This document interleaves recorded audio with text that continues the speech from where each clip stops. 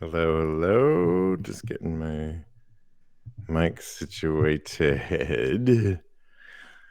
All right, what is going on? You are watching and, of course, listening to Tags Live, aka Talk About Gay Sex, the live edition, where we are here every Wednesday night talking about sex progressiveness, and all that good stuff. This is episode 561, and I am your host, Steve V, alongside Kodi, Maurice, Doggette. How the hell you doing, Kodi?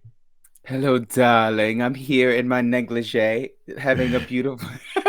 No, I'm in a tank top. I'm good. How are you, darling? I'm really good. Back in NYC. Happy to be back after 3 weeks, actually, of doing the show on the road, if you will, in various cities from Oakland to Puerto Vallarta. And it's always good to be back in New York City because when we do the show here, it's at 9 o'clock Eastern time. And I'm in California, it's 6 o'clock. No matter where you're at, the day is the day, right? When you wake Yeah. up, you have that many hours before our show. And I have so much. I got done ready for our show so early today because it's 9 o'clock here. Yeah. You were sending out stuff early in the day. I was like, oh, she's prepared. I love this. I mean, when the show is 6 o'clock and 7 o'clock in Puerto Vallarta, it's you got to get your shit together. Today, I was like, Yeah. wait, I can still. I was working on OnlyFans stuff and all this good Okay. stuff. Yeah. I was behind today. I have notes for about half the show. So we're going to see how this goes. It will go just as it should go. Let We me are in link. front of a virtual audience and we see you. So say hello, comment. We will get to you all throughout this next hour. Well, we've got to get to, let's start with something fun, Kodi. Ooh. And it comes from Luke Evans, who is one of our favorite actors, LGBT gay actor out there. I think I can do. Can you do this? Because I think I could do it. We just want to Yep. play because he was recently on the cover of Men's Health Spain, and it's a 15-second video, and then we'll discuss. Fab.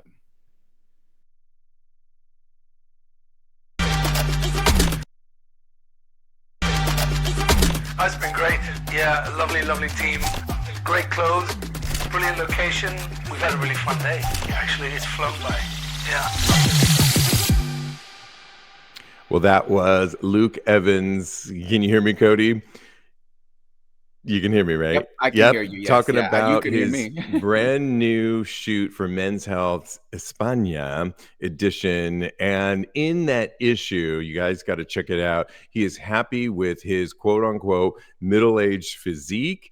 And he also chimes in on those James Bond rumors. Well, we've been talking a lot about on a recent episode, Kodi, about body dysmorphia within the gay community. And Welsh actor Luke Evans just turned 45 last week, and he addressed this in his Men's Health España cover shoot. The pictures are amazing. I don't know if you had a chance to see all of them, but And that to one in the use golden shower. Ooh, oh yes. and to use a word that we might be losing, he slayed it. Yeah. He said, quote unquote, It's I something I look won't at tell them. today's photos and I'm happy at 45. I'm already middle aged. That's when they call it, right? I feel good. I could be better, he says. Evans told the outlet, I look in the mirror and think about training more, drinking less beer, but life is not that simple. He also addressed things like becoming potentially, he knows he might be in the running of the next 007, but he says, whoever gets it, what an amazing feat. And he would be awesome. He Yeah. also addressed things like playing straight because most of his roles have been of the straight persuasion. And he said that, actually, has been looking more for gay characters. He did it with Billy Porter recently, and they did such a great job on that. And so Mhm. I'm here for him. I think that I love his honesty in this too, on how he addressed that he is middle aged and he could have a little less beers. I was talking to my friend over the weekend, and When you are of a certain age, shout out to our other podcast, which, by the way, season 2 will debut in the fall of 2024. We are getting those gears rolling again, and we're really excited about it. But, things change when you are of a certain age. And I'm here for the fact that he's addressing that. What do you say to Luke Evans? Him addressing this being middle-aged physique, how he looks good to himself, but he also thinks he has room for improvement. He looks good to me too. So, like I said, the golden shower picture is the pinnacle. It's going to be in my spank bank for a little while, and it makes me want a golden shower. So that in and of itself is an achievement. I'm just glad he's out here showing everyone that you can be hot well into your 40s, because that's inspiration for me. And I feel like he's really hitting his stride, like now, especially because I've known about him for such a long time, but I feel like he's becoming more and more prevalent as he gets older. And I think that's an amazing thing. And it should be something that motivates us all to be better and to reach for those stars even well into our 40s, because it's not over. It's time to get out there and do the things that make you happy and just achieve your dreams, no matter what age you are. Yeah, I feel like we're at this pinnacle coming at it right now, where LGBTQ personas, people, we are embracing ourselves. We are living longer. Science, everyone is showing that. But then our community is showing that you can really be yourself. You can live longer. 50 used to be the golden age. Now 60 is the age, and people are living way into their 80s, 90s, 100s. And Luke is definitely an example of that. He is launching that brand new underwear brand, BDXY, which looks so sexy. We want to get a rep. We would love to get Luke on the show, but we'll take a rep for the show. Call us, Luke. Yeah, absolutely. So stay tuned this summer, because we're going to have this late spring summer. We're going to have a lot of special guests coming up on Tags Live. You don't want to miss it. And we are live in front of a virtual audience, so we want to hear from you, as well as commentaries from people that write into us. And recently, Jules wrote into us on Twitter, and Jules has written into us before. Jules J Official. He has an OnlyFans site, and you might want to check out. It's pretty hot. He said, "Hi, Stevie. Just recently got on Mistr, my prep provider, and he wanted to let us know that they are starting Doxypep as well, as he's renewing his 3-month prep prescription. I'm not sure how many pills will be prescribed yet, but this is great news, as he knows that we have frequently reported on the high rates of STDs in this country, and he just wanted to pass on that information to us. So thank you, Jules, for that, because yes, I think I, in particular, came back from a 3-week trip and have been collaborating on some adult content for my OnlyFans Just for Fans. And I just had to get my prep renewed to get for the next 3 months, and had to have all my HIV STIs checked out. Before we got here live, I just saw the bio. I think it's called the one that gives you the bio chemistry. It's the actual thing that gives you your results, and my results came BioReference Laboratories. Okay. I got, and all of mine came back negative for all of them, and I'm happy to report to all of my community here, because you all are my community, and it's so important to get checked out. We're going to be talking more about this stuff on this episode and beyond. But Kodi, great response from Jules, right? Letting us know about Mistr. Oh yeah, that's something that I'm definitely going to look into, because Doxypep it's going to be a game changer as far as curbing these STDs is concerned. So I really encourage everybody to not abuse it, but to make sure it's a resource out there that you are taking part in, because we definitely do not want to spread any type of STDs out there. We want to be as responsible and respectful as possible.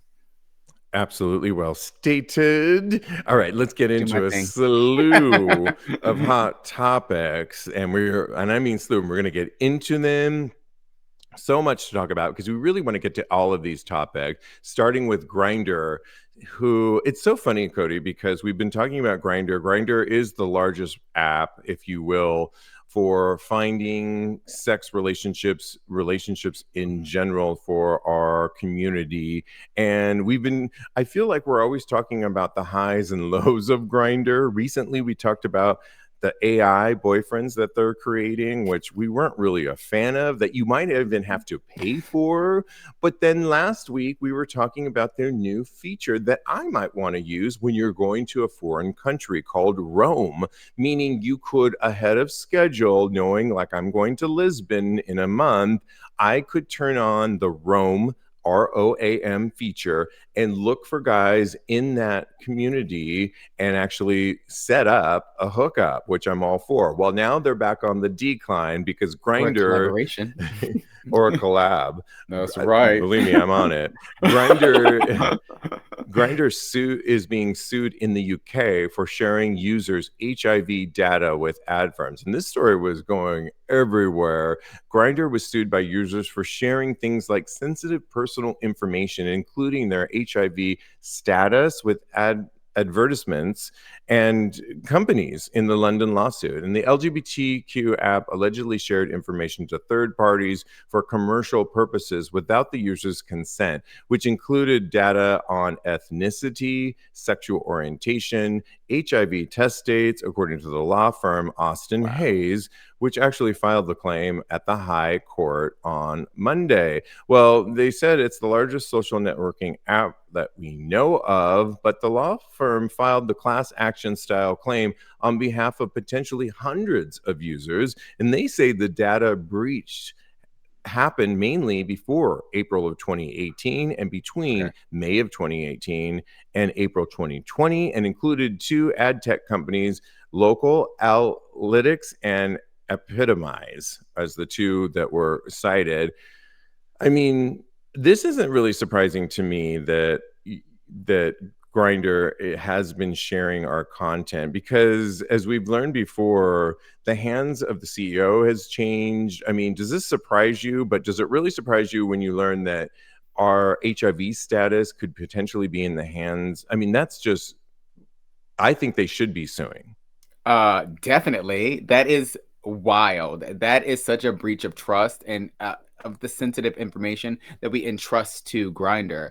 This is just unconscionable. But don't ask me to spell unconscionable. I won't be able to do it because Grindr definitely owes these people restitution. I can spell that. But I don't know if it's going to be equivalent to losing faith in the.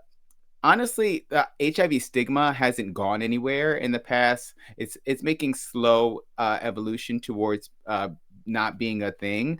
But right now, the stigma is still very heavy. And losing that potential information out there into the world, no matter who it's to, if it's to a company or if it's to a next door neighbor, I don't know if you can come back from that, because I think that this is something that could very much harm the people out there that are living with HIV. And I think that they owe them something, because this is something that you do not do. Your doctor can't even share any information about you. So why does Grindr think that they are able to share this information?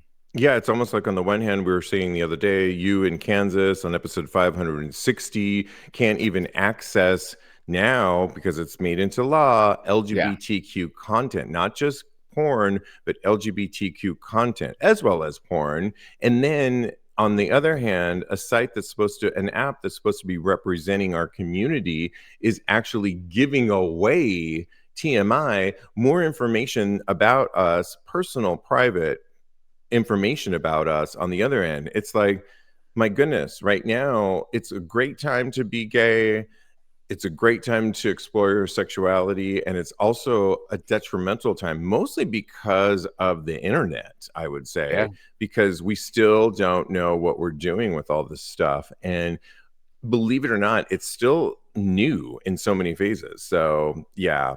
Somebody spelled unconscionable for you. I love it. I can read it. That is perfectly fine. Also, one more point.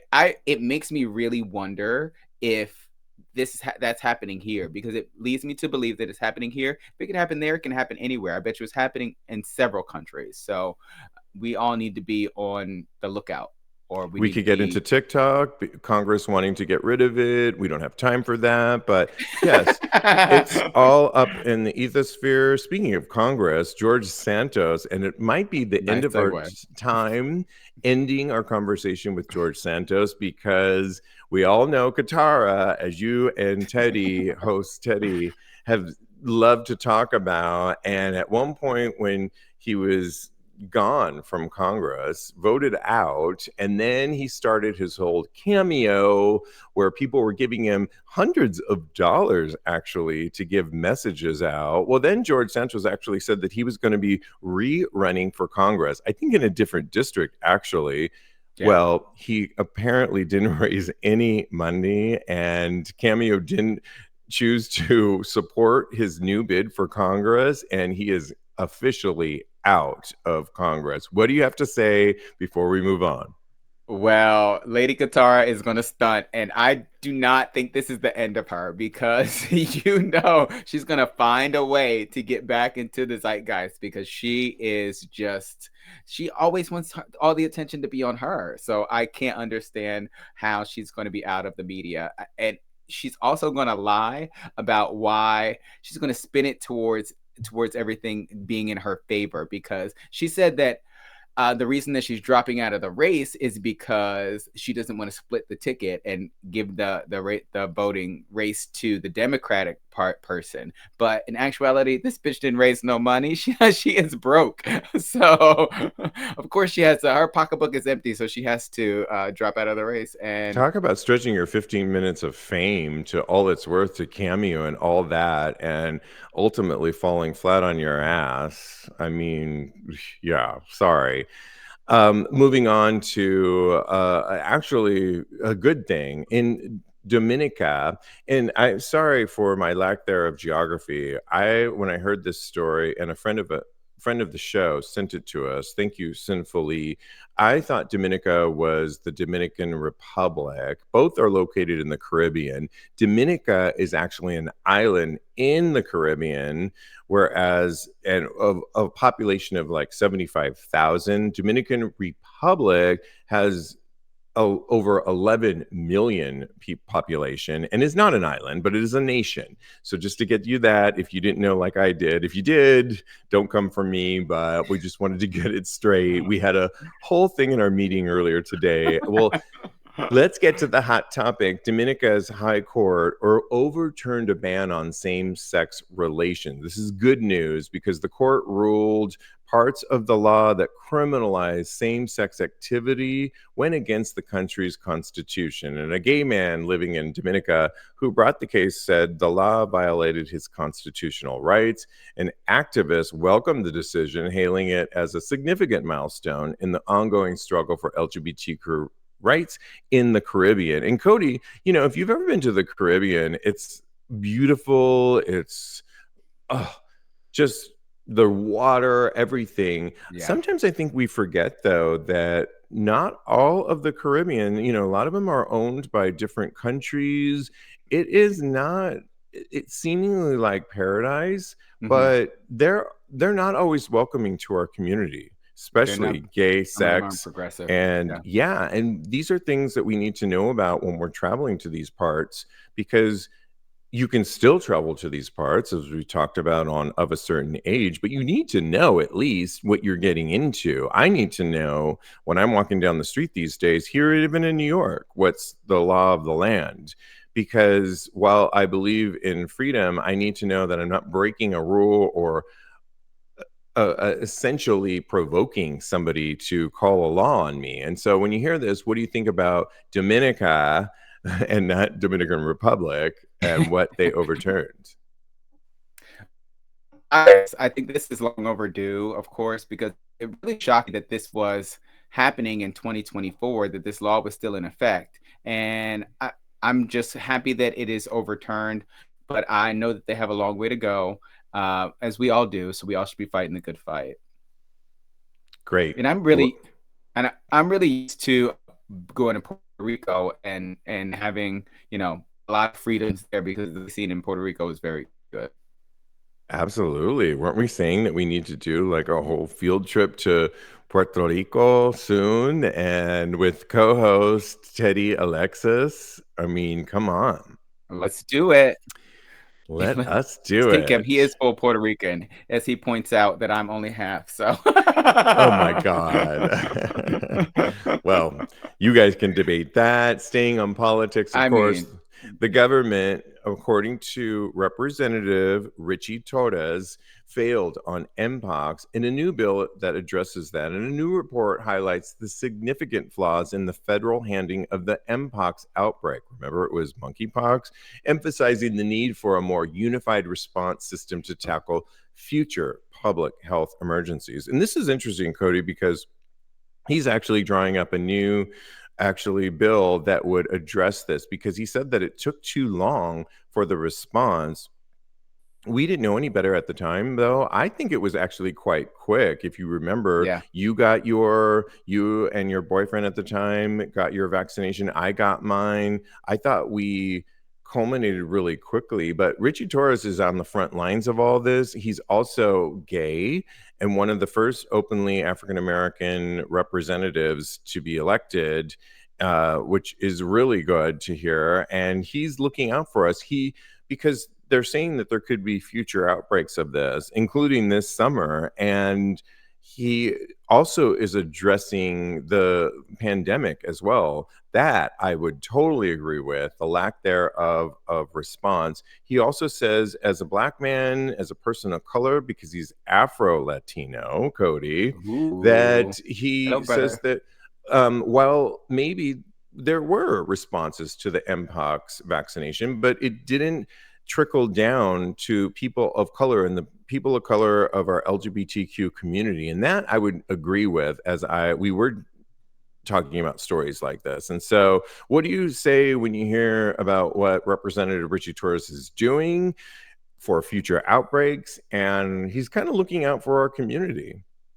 Oh, definitely. I feel like this is such a great thing. I think that Richie really has his thumb on the pulse of all that is going on as far as these outbreaks are concerned. And he's being really proactive, which is such an amazing thing. It is something that's going to benefit us in the long run. And I really can't wait because, like you, I thought that the Mpox response was actually effective. They were warning people. People were standing in those long lines to get their vaccinations. So I think that with more practice and preparation, I feel like this is something that could even go. I don't want it to go smoother because I don't want it to happen ever. But I think that if it does happen, then this is something that we should be prepared for. Great. Yes, I absolutely agree with that. And absolutely.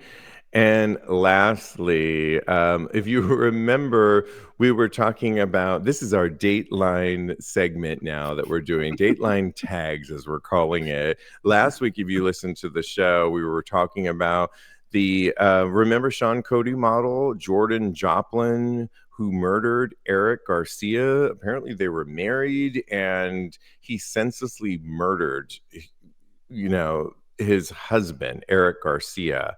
And he is now serving lifetime, of course, as he should. Well, this week in our Dateline tags, there is a 45 years, the guy that was in prison for 45 years in prison for murdering 5 gay men is actually being let out. He actually is already out. A serial killer who targeted gay men was released from prison just last week. His name is Warren Harris Jr. He's now 62. He was awarded parole after just 45 years in prison following the brutal slayings that left 5 gay men dead in 1977. And Harris did this in that whole year. He hated gay men and had it out for them. Apparently, he also, I was deep diving into this story, Kodi, and I think he actually had sex with them, some of them. Yeah, He was that's what it looks intimate like. with them. And so it's like, I wonder now, after being in prison for 45 years, he was 17 at the time, but was he just repressed and hiding, angry with gay men in 1977 that he just went out on a slew? But it's like these families. I mean, the death of 5 gay men, and let me read their names because may they rest in power and may their families actually, we're looking out for their families because they can't be happy with this news. Robert Gary was 47 at the time in 1977. James McClure, 32. Jack Savell, 38. Alden D. Delano was 59 at the time. And Ernest Palmiere was 77. All of those are gone. And I just can't help but think, their families, what they must think of this ruling. And I mean, Kodi, why is it that he's let free? I mean, we were talking about this in our meeting now. I get it now. Looking at people that have been convicted of marijuana, that now marijuana is legal in states. Okay, let's look at that now and maybe change their outcome and their sentencing, because if it's legal now, why did we sentence these people, and why are we crowding up the jail system when it's now legal? And this just seems unnecessary. But if you've murdered 5 people, should you be getting out on parole?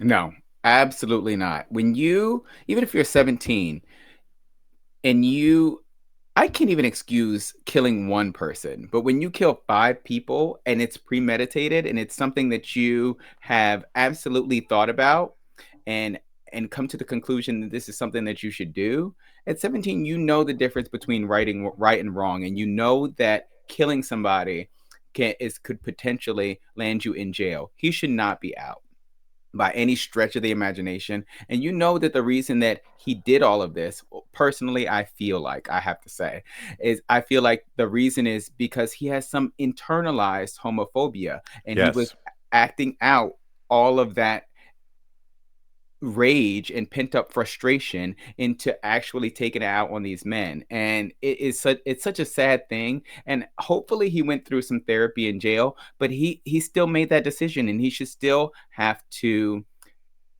suffer the repercussions. I'm not a big fan of throwing Black people in jail, but in this instance, in this case, when you kill people, then I wash my hands. I can't do anything about it. I understand what your point was about the marijuana, because it's so prevalent now, and people are walking down the street smoking marijuana. They're doing all the things as far as marijuana is concerned. So yes, all of those things should be overturned. All of those sentencing should be overturned. And I feel like the reason that he's out of jail is because they took so many people to jail with the marijuana charges and things of that nature, and the jails are overcrowded. Let them go and don't let this person go. This is something where you took not 1 but 5 innocent lives, and in my mind, it should be death penalty, because you took 1, it's 1 for 1, and now it's 5 lives later that had to cut their lives in half short, and you managed to live in jail, and now you're 60. We just said 60 is practically the new 40. He's 62 or 65, whatever he is. He's like, and now he gets to live his life free, while those 5 people didn't, because he murdered them senselessly. It's like, no, you don't get to do that. He shouldn't even be living, in my mind. He should have had the death penalty immediately the first time he killed the first person. Now it's like we're giving him parole. It's like, fuck that. No, he should have been murdered like them, and like really shown like, no. I agree. I totally agree with you. Somebody that I'm really close with went to jail for marijuana, and they are still suffering the consequences and the repercussions of that. They're still on parole to this day. They got let out. They made them serve their entire time. It's completely irrational. There's no reason that something like that should go punish this long, and then this guy gets out for killing 5 people. It's ridiculous to me. And also, the judge said, "Oh, we're going to have we're going to have our eye on you." It's like, and he was known as the New Orleans murderer for these 5 sadly victims, and it's like, are you going to go back there? I would be actually a little bit like, is it going to be too late before we have our eye on him? Before he decides to do this again? It's like, no, it's disgusting that they're letting him go. And no, that's wrong. Yeah. And yeah. Yeah, it fired me up a lot. Thank you, Bryce. He says, I agree with Stevie. I don't like murder, but an eye for an eye. Yeah, 5 victims. You don't get to live your life now in your 60s, which we now know is like vibrant. You can still live a great life. Well, these 5 people that you senselessly murdered are not able to do that. You don't. Yeah. Karma will come. Sorry. Okay. Moving on to, I'm a little fired up with that one, but okay, we're moving into fun stuff actually, because the dateline of it all. Oh my goodness. The dateline of it all. Don't get me started. I know. I think this was where we were going to go into. Yes. Okay. This next segment is called Our Allies. We're quickly going through this because recently it was actually or were we doing that story? We're doing the cups first, right? Okay. Yep. Okay, I think we're doing the cups first. Okay, this naughty meme, I don't think it's that naughty, about tops and bottom, has gay Twitter all divided. Essentially, you go to a party, and a lot of gays are doing this, and somebody decided to put this on their post, where you go to a party and they've got the rainbow assortment of those cups, First of all, I won't go to any party that has those red cups like I'm at a frat party. My sister will back me up on this. She says, absolutely not. When I'm doing a party, she says, do not get those red cups. We are not in a frat. And I agree. If anything, get the plastic, clear, smaller cups because you don't want everyone to overdrink. That's my method to this madness. But people are doing the rainbow cups and they're putting labeling them. If you walk in there, you pick up the cup that's associated with your position in bed. And it's divided a lot of people because they're like, oh my gosh, we're going right there. And they're like, yeah, red is equal to dom top. Orange is just a top. Yellow is associated with verse top. Green is verse. Purple verse bottom. And blue bottom. The problem I had with this, Kodi, is while it's all in fun, what about our sides, as we talk a lot about on this show? Not everybody is willing to top or bottom. And where's the color for sides? We talk a lot about it on this show, aside from the fact that these are awful cups that should never be at a party at all. It also reminds me of the dog collar parties that are often popular on gay cruises, where it's the red, yellow, and green party. Where you put a sticker on your dog tag. If you're green, you're single. If you're yellow, you're kind of in the middle and you're sussing it out. And if you're red, you are off the market because you're in a relationship. And my friend Will of Tantric Fitness said that he thought that the red was too alarming. Like if you see somebody red, you're like, oh my God, I don't even want to look there. It's a sensorial response. And I kind of agree with them. It's a little jarring to see that red. Are we making everything a little too... Am I being a little too serious about this? Or what's your thoughts on this? Sister. That's our new thing. That's our new thing. I love it. I think that this yes, sister. You're doing so well too. I think that this is a fun party game. And if I was, especially at a sex party, I think this would be something that would break the ice between people. You can kind of gravitate towards the people that you could potentially hook up with in the evening. And I think that it's a smashing idea. It's fun. Hopefully it doesn't mean any harm. I do agree that there should probably be some sides cups. I mean, we can always add a color. They're all primary colors. Let's add a color. Let's add a color, honey. Okay. But I do not agree with you about the red in the dog tag parties, because when they're normally attributed to people that are in a relationship, and it means like, stop, I'm not interested in having any type of sexual relations with you because I'm in a monogamous relationship. But just see how you just said that. Stop. I'm not Stop. interested in having any sexual. It's very jarring. It's like, okay, we get it. I'm not interested. Maybe I'm not interested in you either. And it's like, but it's so like, when you see stuff, you're like, oh my gosh, it's a red light. And why do we have to put that on our status so that somebody sees that? And he said there is a visceral response to when you I see the agree. color red like that. It's like, oh, No, I agree with you. And I think that, but sister. sister, I do think that it's something that would benefit somebody in a relationship, because I feel like if it was another color, let's say it was green, yellow, and blue, I wouldn't necessarily know, or I wouldn't have that response of it's time for me to stop. If it was a blue cup, I would be like, oh, maybe they're kind of into, I don't know. I think that it's something that uh, red definitely does stop mistakes from happening. And I'm all about not having a mistake in a relationship. Yeah, to me, these are too much label parties. The dog tag parties, I've never really been a fan of, because sometimes I feel one way and then the next minute I'm another way, and I'm fluid and I'm all over the place. And I just think like it's getting people away from actually having conversations, because I think you could Mm. actually have a conversation with a couple. Like, his point was, if you walked up to somebody that had the red, you immediately like, oh, turn the other way.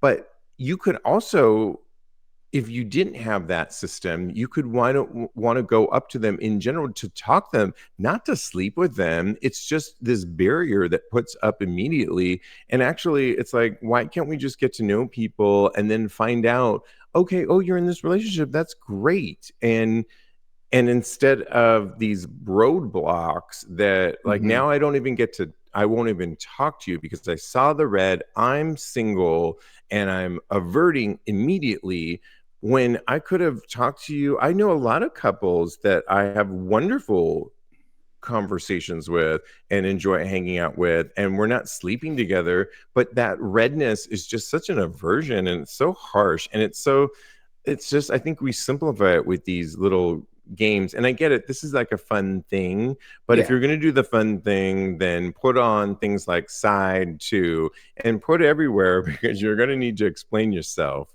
I don't know. I think I did a Well, better some party back in things the do listen. day. I used to do my XXXmas party, and people just Hmm. had to figure it out. It wasn't like Oh, these silly cups that are and I from the bet you they did do some. fraternity. Yeah. No, I bet you they did figure it out at your I had point. martini glasses, and they weren't red cups or blue or Well, whatever. hello. Oh, yeah, but Sister. okay, I see what you're saying, sister. But I do think that that makes it even more the couple's job to go out and talk to people. And because, like you said, red is very jarring, and it would deter me from talking to somebody with a red cup, especially in these instances where hooking up is the predominant thing at this party. That's how I feel, because even at the dog tag party, I think that you go there with the goal of being with all gay men, and of course you want to hook up with a lot of them. So I do think that the red is not necessary. Maybe we can pick a nice fuchsia. Maybe that is a nice Love compromise. it. And I think that it would still let people know that you're taken, but not as harshly as you guys were saying. So Doug, watching us live, says that seems a lot like the old hanky code in some ways. And I agree with you. The hanky code, though, was a thing that you just did on your own when you went to like a BDSM bar and you wore that hanky. I often play around with that. And I think that was, you just did it. And if you knew the hanky code, you were like, okay, this is sort of forcing it on a party with bad plastic cups from, dare I say, Party City. I can't believe I even you know that keep. store. I hate that store, but ugh. Anyways, you won't find those cups at my party. You might find more I'm interesting bringing them next things. time. I'm bringing them cups to your And the party. doorman will not let you in, sister. Moving on, moving on. Let's do these quick topics because they're kind of fun, because Okay. this next segment is called Our Allies, and we love our allies when they're in the right mix. And when we let them in, when we tell our doormen to let them in. This next one, homophobes are big mad at this straight EDM DJ performing at a Pride event. I'm talking about John Summit. Listeners of EDM already know John Summit. He's super cute, actually, and he has a lot of gay fans. Well, Summit is the popular DJ. He's from Illinois, and he's been active on the scene since 2017. Well, he is played Coachella this year and is getting ready for what's sure to be an energy-filled party with a performance at the Dreamland event here in New York City at Central Park during Pride Month. Well, he posted that on his social media, and he got a lot of hate from some of his followers. He's straight, remember. He said, lost a few hundred followers since I announced I'm playing Gay Pride Party, laughing my ass off. Peace out, you insecure homophobes, he said. Summit wrote in a recent post on X after being announced as a guest at the Dreamland event. I don't care what you think, he said. You cannot deny that the gays know how to fucking party. I am here for that, Kodi, and he's really cute too. So good for him. He's not afraid of losing a few followers. I mean, he's going to be doing the most at Pride in New York City. So I'm glad he's there to have a good time. I'm glad that he's supporting us. And because a lot of people buckle under this type of pressure, and the real allies will stand up for us in the face of this adversity. I'm talking with my hands a lot. In the face of this adversity, and Keep going, sister. Advocate for us, sister, and they will just be on the front lines with us, because that's what allies really do. They are there to use their privilege in order to allow us into spaces and to protect, kind of stand in front of the things that are supposed to harm us. So I'm so glad that he's there and he is out here doing fighting the good fight for us. So thank you so much, you cutie. Yeah, it's almost like to be an ally, you sometimes might be faced with something and you don't know what the right thing to do is, and just always go for the people, I think, you know what I mean? And he's doing that. And Katy Perry, on the other hand, is facing fierce backlash from our community after thanking, of all people, Elon Musk for her new Cybertruck. Have you seen that new Cybertruck that he's sending off to Kim Kardashian and a lot of other people? It's this archaic looking mobile. It's awful. It's just awful. And she posted with a leather dress, heels in front of it, and she said, thanks for the delivery at Elon Musk, #idol, because she had her paycheck, right? She's been calling out because Elon Musk, of course, hasn't really supported the trans community. He hasn't supported our LGBTQ rights. And by the way, that car, whatever you want to call it, that he sent her has a 4,000 recall because the actual gas pedal is like acting out. And it's like, do you really want this car when 4,000 of them have been recalled by Tesla due to having accelerator pedals that stick when pressed down? In this picture, she has the highest 3-4 inch heels on. How's she going to be stopping this when is she really going to be thanking Elon Musk? And she's about to release a brand new album, Kodi, and the gays are not having it with her. What do you think about this? And I mean, what's going on with Katy?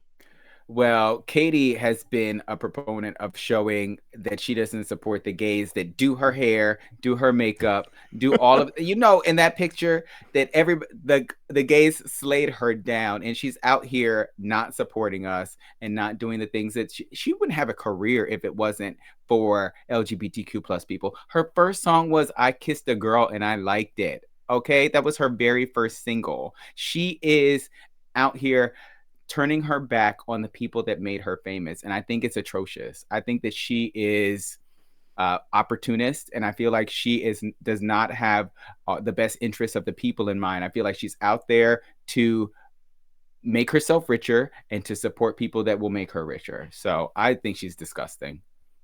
Said what I said. Love it. You Said it said with it my chest. so well. Let's stay on allies because you know Jake Shears of Scissor Sisters, right? He's Love got him. this popular podcast called Queer the Music where he interviews all kinds of queer musicians or musicians that had an effect on our community. And he's had people like Andy Bell of Erasure on there and Ooh. Ollie Alexander of Years and Years, Peaches and Rufus Wainwright, and among others. Well, who he recently had on was St. Vincent. St. Vincent actually it goes by the name Annie Clark, and she had a song back in 2018 called Fast. She had an original song called Slow Disco. And in 2018, she decided to revamp it and make it a little bit faster called Fast Slow Disco. And when she did Ooh. it, she made a video for the new revamped version. And it was actually an homage to Madonna, she said. And she says this in the interview. And in the video, she's surrounded by all of these really hot leather clad BDSM gay men who are all getting it on as she sings this music song. And at one point, she tells a story where she was in like stilettos and she said, I swear I stood on somebody's balls, and they were like, it's okay. And she Not said it's okay. it was okay. And she said that they were literally having sex in this music video. So you want to check out this video for sure. But she goes on in this interview to say her love of the community and her love of Madonna and why that was a tribute to Madonna. And she said, you know, she learned a lot when she was growing up. She's a little bit younger than me, but we're about the same age. She says growing up in the 80s, she goes on to say that Madonna was truly everything. She's 41, but she shared that one of the things that really got me at the show, this recent show, the celebration tour, the tour that keeps on giving, was the Live to Tell section. And she said she was weeping. Well, I said I was weeping in it too, because it's an homage to all the people that Madonna has lost or the world has lost to AIDS. And during Live to Tell is when Madonna pays tribute, like I said, to friends. St. Vincent continued to praise Madonna. She said, even the sex book, where you go, okay, she's the biggest pop star in the world. And it was the 90s, y'all. And the world, and she was genuinely posing in sexy, deeply erotic situations with gay men who have AIDS, and what that did, what that meant, how powerful that actually was. It wasn't a little tip of the hat. She actually helped a whole lot of people. She said in 20, so it helped her with her sexuality as a straight woman. And she said in 2024, I don't think we need a straight person as a spokesperson for gayness like Madonna. She added, but I didn't realize how much my ideas of sexuality were very much informed by 80s Madonna. And the question is posed to you, Kodi, because I, like St. Vincent, also was for the sex book, Madonna, the sexuality, to be out and proud was really by Madonna. I mean, my sexuality, why I am here today. I've said before, I got a paycheck working for Madonna twice, and that was like the end all be all for me. But I literally became who I was looking up to Madonna. I'm looking at a picture of Madonna as an homage in front of me. Who for you, if anybody, was kind of your inspiration when we didn't have a lot of role models for our sexuality? Well, it definitely wasn't Katy Perry. Thank you, sister. Thank you, sister. Actually, Bryce says he thinks that Katy Perry should use her money to learn how to sing well, and I totally agree with that. As far as my sexual awakening is concerned, I feel like George Michael awoke my sexuality, especially with the Faith video when he's shaking his butt and playing the guitar and I want your sex. I want your sex. It was so good. So I was pretty young then. So I feel like seeing that and not being able to reconcile while I was feeling those feelings was, looking back, it was kind of my awakening, basically. Now, coming into my sexuality was all Janet Jackson because, baby, let me tell you, the Velvet Rope got me through some very, very interesting nights. She was doing her thing. With Janet, she was doing her thing. Even we were talking about Rhythm Nation. Love Will Never Do was like the perfect transition from Rhythm Nation to the Janet album, and where she was exploring more of her sensual side. And then she went hog wild on the Velvet Rope. She was like talking about rope burn. I was like, girl, she was talking about having a girl eat her out and all of these things. And I said, I am living for all of this. That was when I was starting to come out, when the Velvet Rope came out. So Janet Jackson all day, every day for me. And if, oh my God, if I was your girl, the things I would do to you. It was fantastic. I could listen to that album now, no skips, and on repeat. And it's just a beautiful time now because we, at the top of the show, we're talking about Luke Evans, who has a whole underwear line and who is on the cover of Spain's Men's Health and is considered for 007. So we are in different times now where you can have all kinds, all the queens from RuPaul Drag Race. It's a different time. We didn't have them then. St. Vincent is recalling that period, even as I'm assuming she's a straight woman saying this, that Madonna was responsible for her sexuality at the early years. And so it's just it's a great look at time past and history of our sexuality and pop culture on what influenced us. And Madonna says that hers was David Bowie. She says it in the tour, and David because he was so androgynous and he was unapologetic, but he was, of course, was a man, and he was so sexy still. Even androgynous, it really worked for him.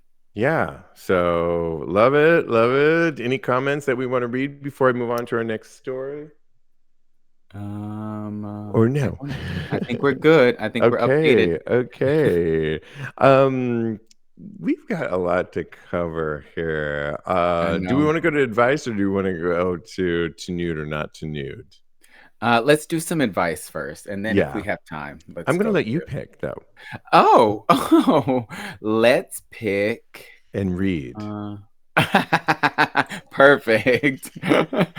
Thank you, sister. You're welcome, sister. Let's do the first one, the first Reddit. So this Reddit is, would you still talk to a guy who basically is saying you're only friends with benefits material? The question goes, this guy was chatting me up on Scruff, and he clearly stated in his profile he was looking for dates and ultimately a relationship. We started off talking about hooking up, then we exchanged pics, and it turned more into us going out on a date and seeing if it progresses from there. It seemed like our conversation was going well. Then he suddenly says that he's looking for more of a friends with benefits situation instead, like a day later. Maybe the original poster is being too sensitive, but I almost took it as him backtracking, and I'm only good enough for it to be a friends with benefits. Am I overreacting? And I kind of want to tell him that they're not interested anymore. What do you think, Steve? Do you think that you would be okay with this? I think he's a little bit overreacting, and I've been very guilty of overreacting with responses, and when somebody doesn't respond the way I want them to respond. So I'm going to just use my own. I can think of recent. I've grown a lot in the last years, but one of the things that I'm working on more is to not react so much based on, like, my sister and I talked about this on the recent, we were together for 2 weeks, and one of the things we're really good at is communicating our feelings, communicating where we're at, communicating time, place, and all of those things. Well, guess what? Not everybody is on the same page with that. And we don't need to get mad at everybody that is not exactly on that same. Well, we are very good with communication. Not everybody is. And what I've learned is that it doesn't mean that someone's not interested just because they don't react or communicate when and how you want them to. And so while I hear him and somebody putting you into a seemingly box of friends with benefits after you thought they said they were into it. It's so new in the game with this thing. They barely went out once. So I say give them another chance because it's so new. And also don't be so quick to, oh, forget it and all that, because don't let your feelings get so involved so early on, which is the lessons that I have learned, which is what I have done in the past. And Mhm. I am now in a place where it's like, if you don't respond the way I thought you wanted, that I wanted you to, you know what? I'm going to rework it. If you still don't 2 and 3 times later, I might move on, but Mhm. I'm not going to be angry because you are who you are. And I'm not going to force you to like me. Oh, no, I totally agree with you on the fact that this person is overreacting. I think that when you're on a first date, then you to be planning the wedding is a little bit of a stretch, honey. Okay. Calm down, pump the brakes. If you're not interested in a friends with benefits situation, then you need to communicate to that person that you're not interested in a friends with benefits situation.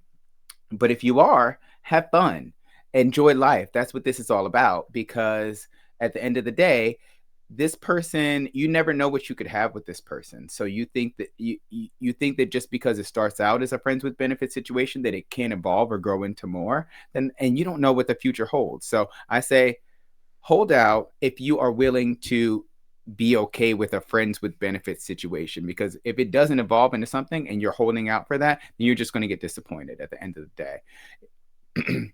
But I hear what you're saying as far as being a good communicator. I think that me being a good communicator, I kind of hold that against other people, and I think that they should be on my level. So this, I hear what you're saying, and I really accept it, sister, because I think that it's something that I still have to learn. And I know that people are growing, and I understand that not everybody has the capability of sharing their emotions. So I love that you put that into to your what you said as far as this is concerned.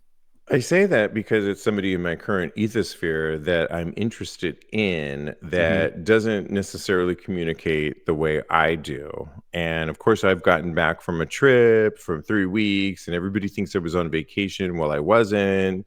It was fun, but we were working the whole time, and nobody Yeah. ever seems to understand that. And people forget about you if you've been gone for a certain period of time. And I've communicated to somebody and it's like, well, they responded, it wasn't as strong, and I get it. I totally get it. But I just think, you got to hang in there, and you can't hold you.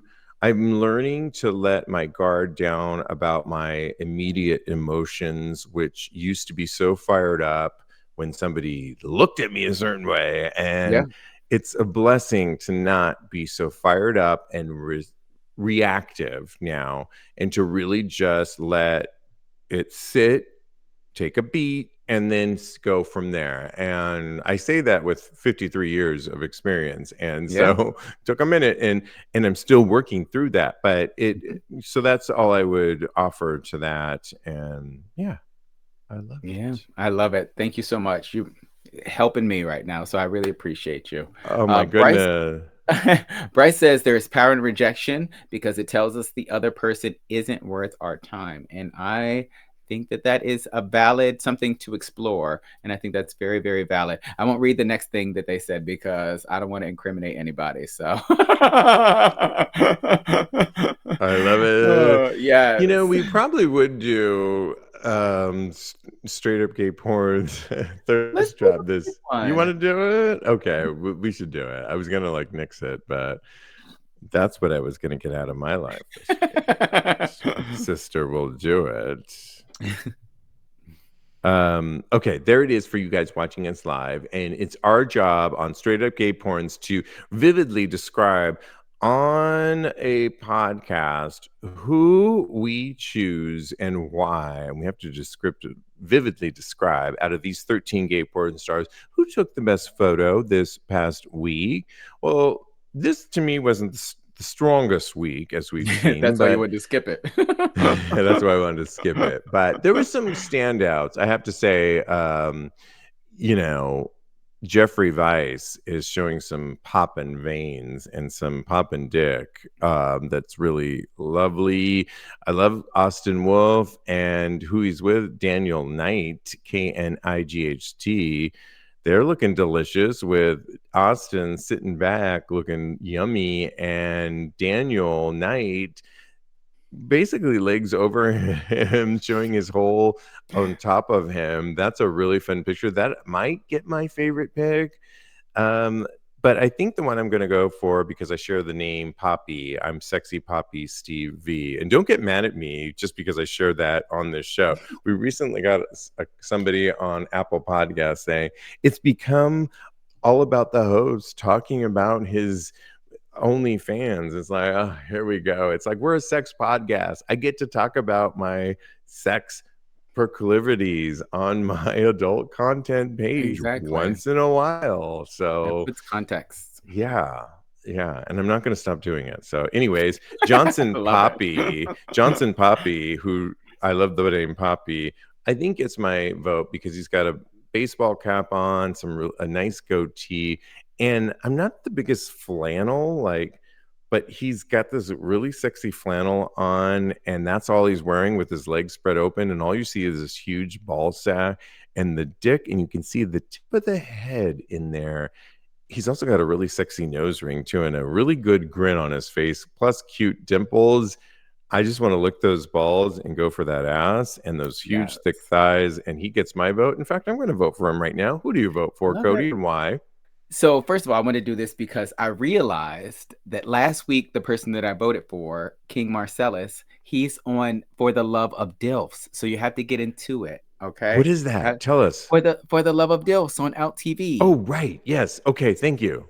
I need to watch get into it. Yes, please watch. But my vote this week is going to Angel Rivera and XXL Top London. Yes. Angel is sitting on the floor with his blue-green puppy dog eyes glistening in the sunlight. He's adorable and completely naked with a smattering of a goatee surrounding his succulent lips. I'm doing a whole romance novel thing. I don't know. Here for it, Kodi. He's got his hair slicked back and a look of longing on his face. Directly above is XXL's cock, and it definitely fits that description. It's thick. Oh, sorry, that was my veiny. It's thick and veiny, and you immediately know why Angel has that look on his face. Stay tuned next week for part 2 of Angels on the Floor. I am here for it. Oh my goodness. I love it.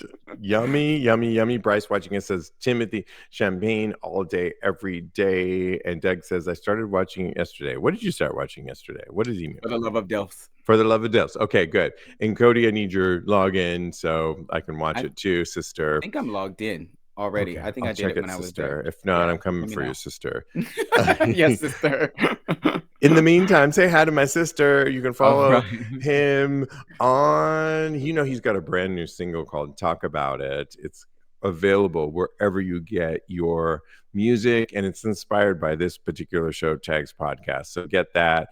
Also, you can follow him on Instagram. He's a life coach at KMD Coaching, or his personal account at Mr. Maurice. Mr. Maurice. I love saying that. Follow me on the gram. I am _Steve V, or follow my Twitter at TAGSPodcast, where you get a preview of my OnlyFans and Just for Fans. And hey, if you don't want to subscribe for it and you think I talk too much about it, don't subscribe. Just leave it alone.